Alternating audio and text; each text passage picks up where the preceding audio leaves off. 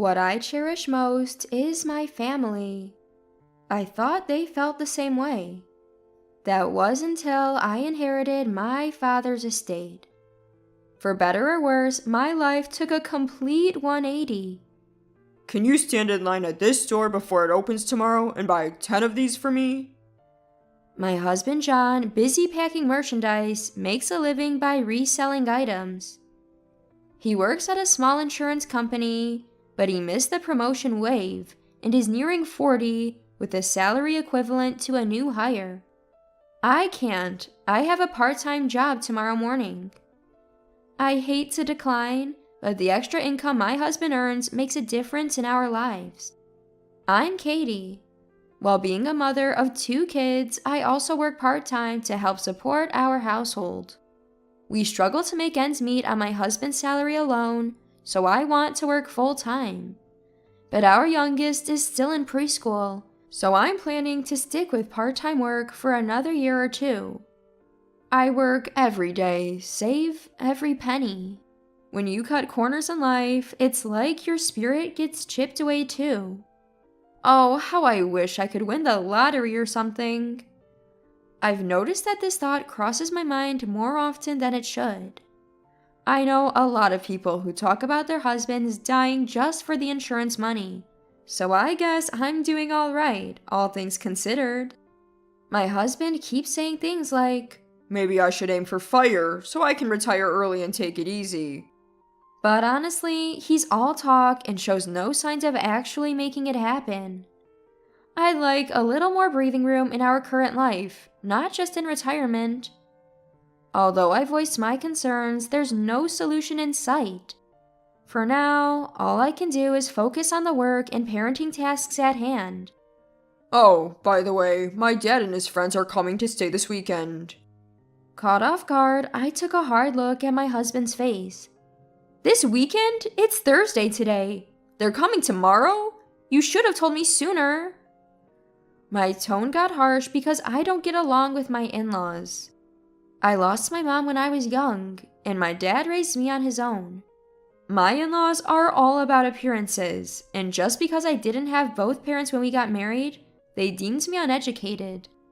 I had my challenges growing up without siblings, but my dad was both loving and strict. Lately, he's been under the weather, probably from the strain of raising me single-handedly, and I worry about him. I visit my childhood home about once a month, but it seems neither my in-laws nor my husband are pleased with that. Whenever I go to my childhood home, I don't always take the kids with me. Last week, my mother-in-law Jennifer complained about this over the phone. Now my in-laws will be at our home for the next 3 days. Just thinking about it makes my stomach turn. Sorry, I forgot to tell you, haha. My husband says this casually. He won't lift a finger when his parents are here, and doesn't even bother spending time with them. I'm the one who has to handle the chores, take care of the kids, and entertain my in-laws as well. But like it or not, they are coming. The next day, I went to the airport to pick them up and brought them to our apartment. Still living in this place, I see.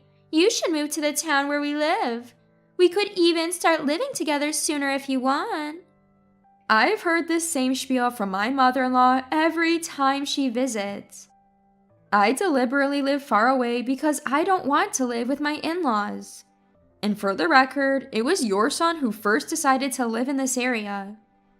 I make these sarcastic remarks in my mind while making coffee and forcing a smile.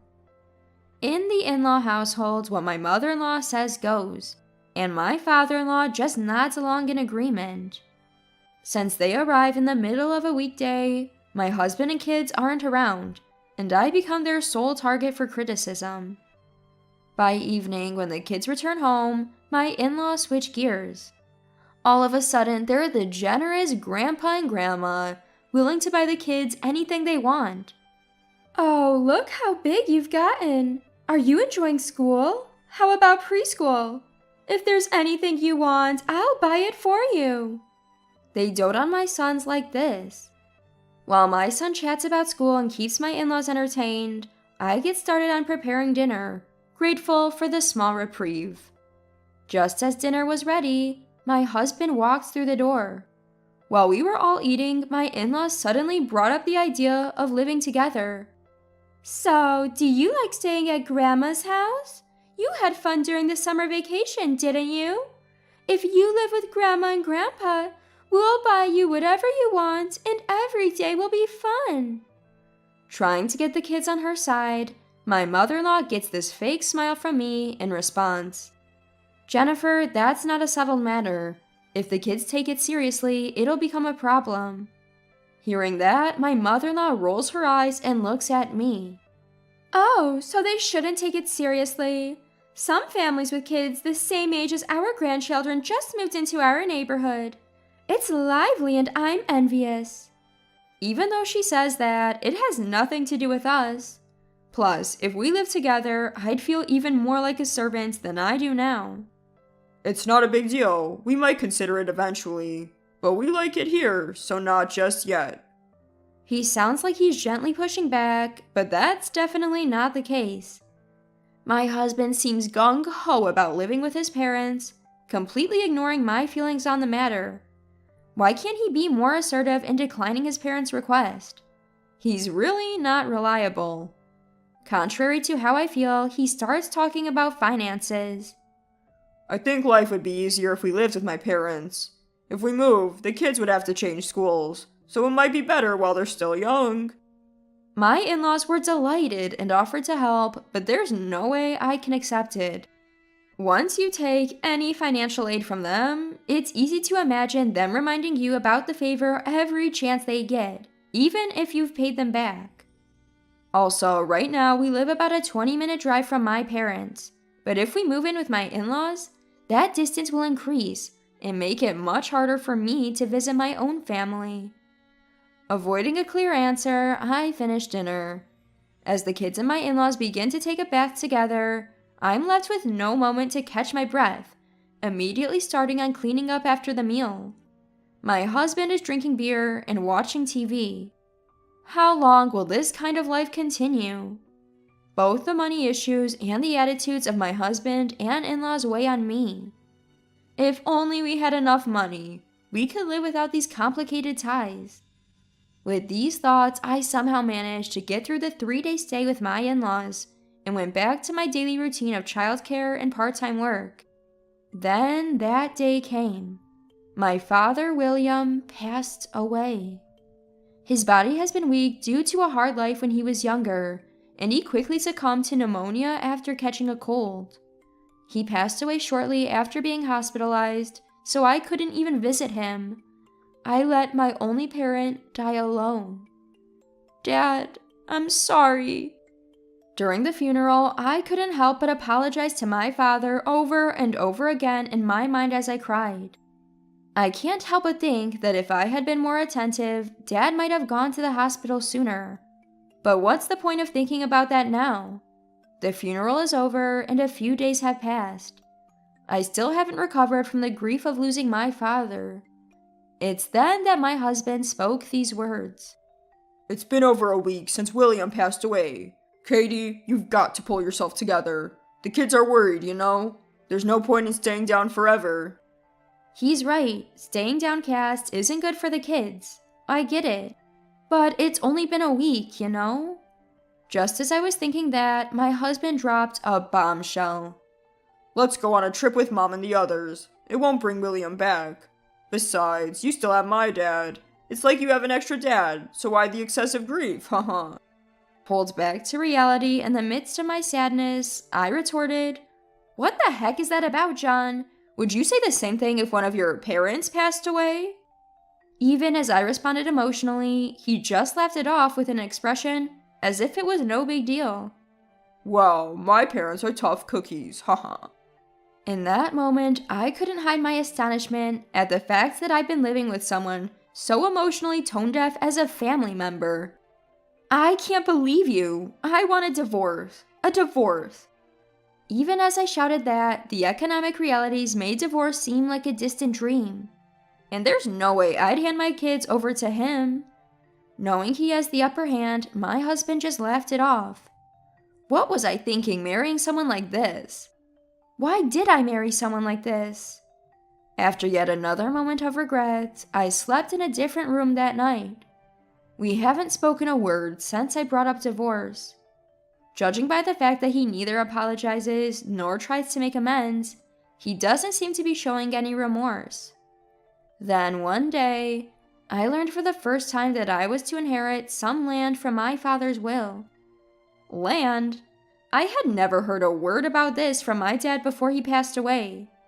Thinking it must be some mistake, I checked multiple times with the lawyer who was holding my father's will, but it seemed that inheriting the land was confirmed.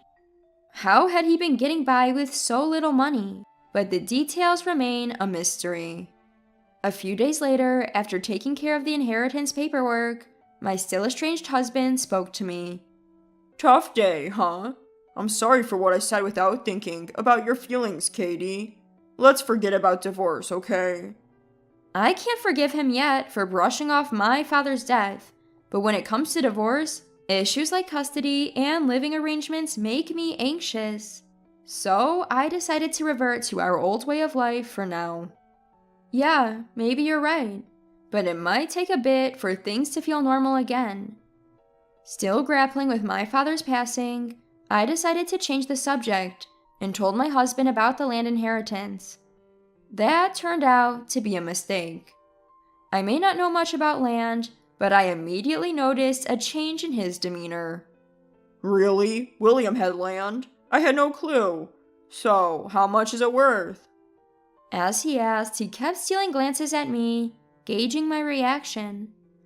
I think it's about $50,000.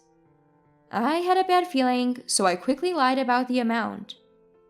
In reality, I have no idea how much the land is worth. I'm not interested in the land, so I just went through the formalities of the inheritance and came home. Hearing this, my husband, visibly excited, said, Now we can make life easier for Dad and others. We could even live together and finally have some financial wiggle room.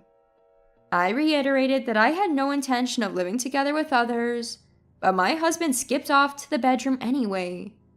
Feeling like I'd gotten myself into a complicated situation, I went to sleep without figuring out what to do with the inherited land. Early the next morning, I was woken up by loud doorbell ringing, and when I opened the door, there stood my father-in-law, David, and mother-in-law, Jennifer. David, Jennifer, what's the sudden visit about? Were you planning to come today? Still groggy and confused, I asked, only for Jennifer to assertively say, We're coming in. We have a favor to ask today, and marched right in. Still in shock, I see my husband, who's home because it's Sunday, waking up and exchanging glances with his parents. No sooner had they arrived than my mother-in-law, seated in the living room, offered a gift she'd brought, unusually so. I bought these muffins first thing in the morning. The cafe is so popular, it gets on TV all the time.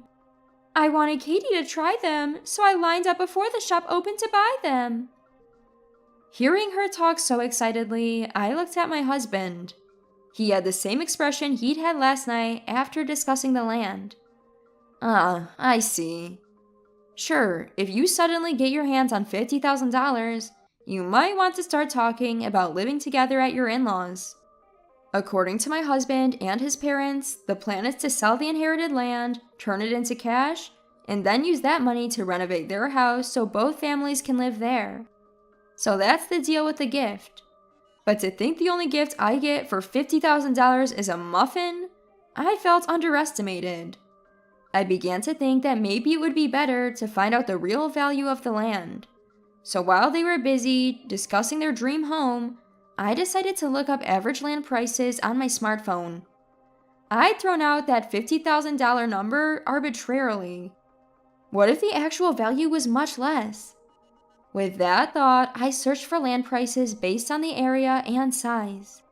Wait, $2.4 million? As unbelievable as it seemed, it looked like my father's land was worth much more than a mere $50,000.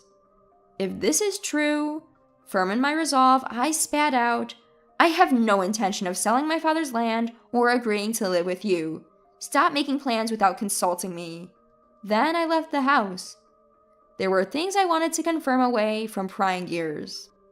I made several phone calls that day and timed my return for after my in-laws had gone home.